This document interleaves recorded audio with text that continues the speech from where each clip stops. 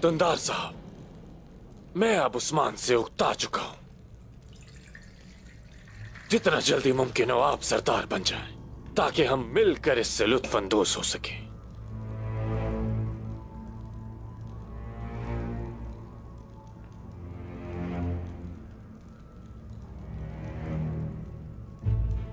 बिस्मिल्लाहिर्रहमानिर्रहीम।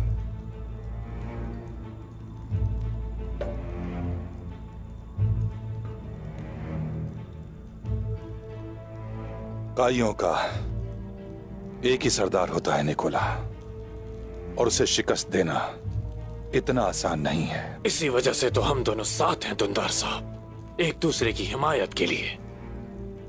तो आपका भतीजा उस्मान कोलुजा हिसार हमारे हवाले कर देगा। ये बात तुम अपने नाम की तरह जानते हो निकोला।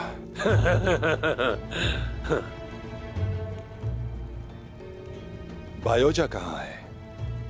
फलातियुस, बायोजा को तैयार करो जाकर। आखिरकार तुम जो चाहते थे तुम्हें मिल रहा है।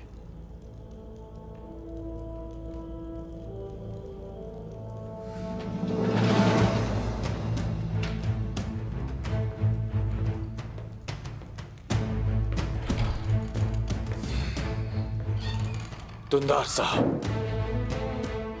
आप सरदार बनने से एक कदम दूर हैं, वो भी मेरी बदौलत। ये बात कभी मत भूलिएगा। आपका शुक्रिया, बहुत शुक्रिया।